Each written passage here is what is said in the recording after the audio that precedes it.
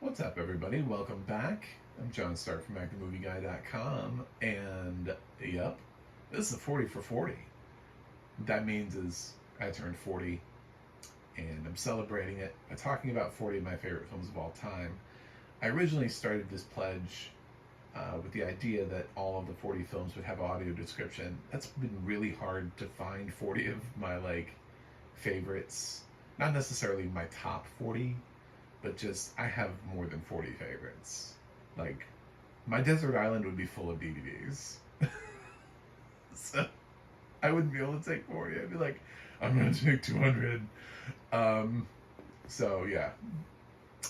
Uh, this also gave me an opportunity as I have started expanding into challenging other services that currently do not support audio description to consider audio description. So join me on this ride and click subscribe because I'm about to review Ghost World, which is on MGM Plus. Ooh, yeah, I'm going after MGM Plus now. Be ready. Be ready, y'all. And this is, this is currently on MGM Plus, and it's a great film. And I've seen Ghost World 1,000 times. I saw Ghost World in theaters, which I feel like is a great flex when you get to see that indie film kind of before everybody else. You know, you feel like you were the first ones there. Like you discovered something before it was cool, before everybody else discovered it.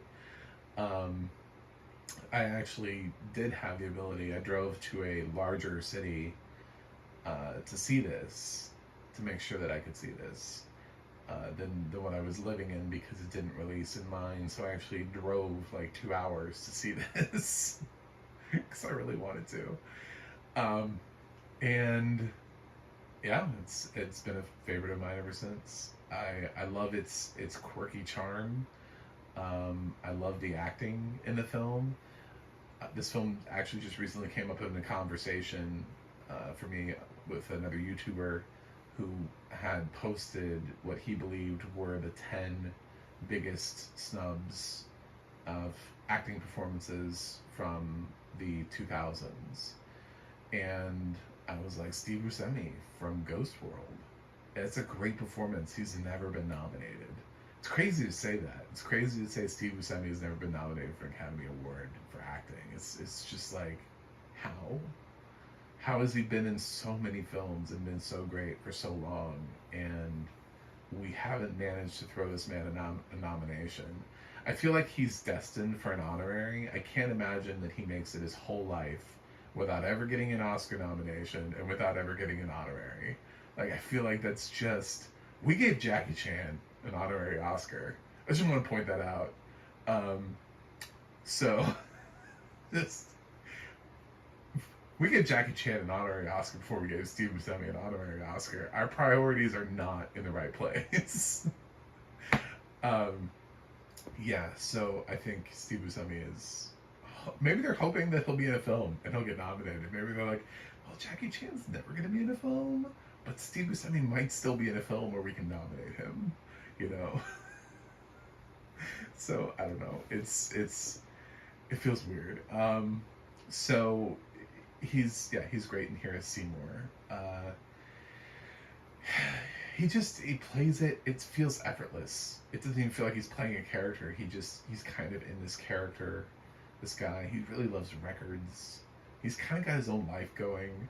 And I'm kind of at 40, and I'm kind of sitting here looking at my life, and I kind of just do my thing.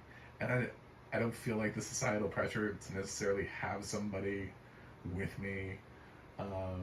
But obviously Seymour did, which is why he put that ad in the personals in the film. Who was like, "I was the guy who helped you find your contact," you know. Obviously he's, a little lonely and wants to be in a relationship, but he also seems oddly kind of content doing his thing. Like he has his hobbies, he has a job, and he's living his life. And to this these two young, recent, I can't even say high school graduates, these two young girls He's this oddity. He's this thing to be mocked. Because that's what they do. That's their shtick, is they kind of mock these things. They call these sort of loners and losers these they're people, you know. But at the end of the day, they just make fun of them, you know. They're not great protagonists, which is what makes this film so interesting. Is the fact that that Seymour is the most likable character in the film, and Seymour is the character that you end up sort of feeling for, because there's nothing really about Thora Birch's character that makes you empathize with her. Even you could say that, well, he's an old guy, so I didn't empathize with her back in the day. You know, I mean, she was just like, I want to be able to do what I want. I want to be able to, you know, I mean, she's kind of whiny. She kind of just doesn't want to do anything or put in the work or the time. Her found art project becomes a problem. It's not even hers. She just takes something and says, I found it and it's art and it's mine. You know, I stole this from somebody. Give me an A. Which obviously horrendously backfires on her. So she can't even muster her way through a basic movie theater job. I mean, like, what she says is hilarious, but when you think about her as a person, it's like, there's nothing endearing about her. There's nothing you want to root for. I would love to see a Ghost World sequel. Like, where is that character now in life? What is that character doing? Did that character ever learn to grow up? I kind of feel like Scarlett Johansson's character learns to grow up, but she's still kind of a bitter bitch. Like, she's still shady, but but she's working somewhere. You know, she's in like accounting somewhere. She's in HR. But I feel like I don't know. Like, I really have no idea what Thor Birch would grow up to be in this universe with this character. Homeless, probably. I have no idea. It's so bizarre to think of that, because she doesn't really want to do anything. She has no drive. Now, you could say that at some point in her life, maybe it kicks in and maybe she changes gears, and that's just her being a kid, and kids be kids, you know? Um, but I don't know. It's so she's such an odd duck, and it makes for an interesting movie, because this odd duck takes this shine to this guy that the more we learn about him, the more endearing he becomes. At first, he's just the weird guy that showed up and sat there and drank a milkshake while the girl that he thought was going to show up didn't show up, and they were laughing at him. You know, and you're like, oh well, okay, these kids suck. Um, but the more we learn about him, you know, he's got his own thing. He's really into music. He knows a lot about it. He knows a lot about the recordings. He knows values of records. So he's sort of in his own little niche world. And the more the film transpires, because we see Enid being transfixed with Seymour, we learn more about Seymour. And it really allows for Buscemi to have this really strong performance. Just a fully rounded guy that you end up liking and rooting for at the end. There's a weird point in the film where you're like, will Enid and Seymour end up together? And the film plays with that a little bit, but it's almost sort of like the breaking point of a good thing. Like, you can't put these two together. That's never meant to happen because of how their relationship started. I don't think, you know, and the fact that Enid is still incredibly selfish, and she doesn't actually really care. You know, that's what we find out ultimately, is that every decision she ever makes is with a deep-rooted sense of selfishness. Um, so Seymour is just kind of left in the end with what he's left with, and that's that. As far as audio description goes, I wish this film did have audio description, because I think there are a lot of parts in the film. The thing is, I've seen this film a bunch of times. If I had seen this film for the first time, there would be moments in the film where I wouldn't necessarily understand characters that are described, places that they go and they visit. This is based on a graphic novel, so there is a certain look to the film too. There's a very specific look that these characters have. because this came off the page of a graphic novel. And generally, when people bother to write graphic novels, they put a lot of effort into the visual style. And what happened here is that the film captured that visual style rather well and translated it into film.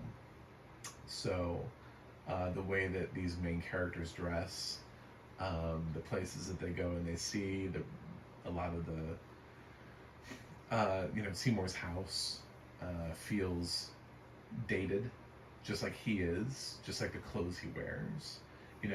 Everything feels sort of very specific in their choices. And there are a lot of choices that are being made here that you would never get in the audio description. You also, even though they reference the, I apologize for this being out of context, but when they reference her coon chicken um, found art, that you have no idea what it looks like. They just say it. You know what I'm saying? Like but there's no description of it. So you're not really sure how offensive it is. I mean, hearing the title, which is why I apologize for it in advance.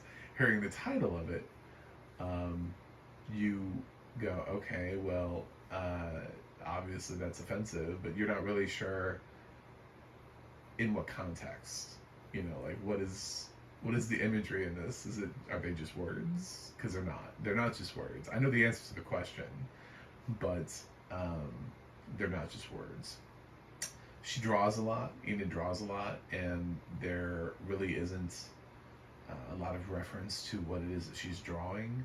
It reminded me a lot of a film I saw recently where a character drew called Funny Pages, which had audio description from A24. It was an A24 film, and they're usually pretty good about audio description. And Funny Pages had a lot of drawing in it, and they were able to reference that art within the film. Here, Enid's drawing some shit, and you're not really sure what she's drawing. So, or what it looks like. And that also kind of, I think, hampers your enjoyment if you're coming into this for the first time. So there just really are a lot of choices. I can't really describe just how visual the style and the choices are with the main characters here, and the choices. I mean, to not be able to tell you what these characters look like and what they're wearing on a daily basis. Laura Birch's character does not just, she's not a t-shirt and jeans type of girl. And you might think what fashion looked like in the early 2000s, but that's also not her vibe. That's also not what she wears. So she doesn't embody early 2000s fashion either. So it's a very unique style that they've given her, and that's something that's missing from the film. As far as, just in general, the locations, them looking at various apartments to live in, the supposed 50s style restaurant that they're eating in, the porn store that they go to, even the garage sales. There's really no reference to either of the garage sales. So there's just a lot of things in the film that are missed out if you're watching this for the first time. I think you can follow the plot if you were to watch this. I just think you'd be missing out on a lot. You might not quite understand why it's special or why it's quirky and artistic, or necessarily why this film would have stood the test of time. I think if you're coming at it from a 2023 lens, I don't know that this film, to a blind person watching it for the first time without audio description, would necessarily feel like anything special. So it would just probably feel like a film that would feel kind of, in this day and age, a little gross because of the age gap between Buscemi and Birch. But that's not really what the film is about. But if that's all you're really getting, if that's all you really are able to have out of this film, then that kind of feels like what it's about. But it's not. That's not what the film is about. So, um, yeah.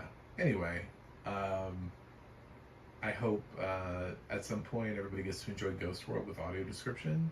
I hope MGM Plus considers adding audio description. It's a weird thing because Amazon bought MGM, so if Amazon has a commitment to audio description, how does that bleed into MGM Plus? You know, when are they going to bother to make sure that that service, which actually they don't even really need, like how many services does Amazon need? When we talk about streaming wars, and Amazon has Prime, Freevee, and MGM Plus, you're self-competing. Like, do you really need all those channels?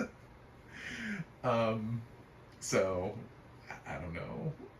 It feels just kind of like, okay, that's a weird flex, but keep doing what you're doing. I know this used to be Epics. For anybody who doesn't know the history of MGM Plus, it used to be called Epics when it was a little bit more independent, but now it's MGM Plus. So I'm going to keep calling them out on not having audio description. So enjoy this journey with me. In the meantime, this is 40 for 40, which means I do love Ghost World, and just like every other film I have given on here, I will say with a caveat, I don't think this film is unwatchable. I just think you're missing out. I think if you wanted to watch Ghost World, you would understand the main plot points of the film. I don't think there's anything that happens in the background. Nobody hangs themselves in the background that you would suddenly miss out on that is worth mentioning. I suppose the last thing before I give a grade is just, even though it's a small role, it was really nice to hear Brad Renfro's voice again. So rest in peace, Brad. A young actor who unfortunately died far too soon. So, yeah, Ghost World is getting an A plus because it's a 40 for 40, and why would the whole point of doing this is to review my favorite films of all time, which is Ghost World. I even remember what my DVD case looks like. Like, it's green. You know what I'm saying? Like, I know I can remember the fonts. Like, I can remember a lot about this film. So it's kind of cheating because because I've been on both sides of vision, having had perfect and then having had none. So because of that, I'm walking this weird fine line now where it's like, yeah, I actually did pretty well. It brought back the images. This was my first time listening to it since losing my vision, and I didn't. I remembered a great deal of this film. It's not quite up to the level of like Jurassic Park or Mean Girls for me, where I feel like I've seen those films so many times, where like the whole film played for me, you know. But it was pretty solid. There was a lot of images that came back to me. Um, so that's that. Anyway, thank you for watching. Thank you for subscribing, and I will continue to pester all these streaming services until they offer accessibility for us blind and visually impaired folks. So that's why this subscribe is so important, because I don't think they really care what somebody at 145 subscribers thinks. It's not really a huge threat to them. But if we added a comma and 3 zeros to that, maybe we get some movement. So that's my long-term dream, is to actually be able to affect real change in the world of audio description. I have a website, MacTheMovieGuy.com. You can follow me on Twitter, Instagram, or Threads at MacTheMovieGuy. And you can go to the Audio Description Project, adp.acb.org. It'll let you know what has audio description and where you can watch it. And you can go to the ADNA.org. That's the ADNA.org. It'll let you know who is narrating your favorite films and television shows when they do have the audio description, when they're available. So, thank you for watching. Thank you for subscribing. I will watch something else and see you guys on the other side.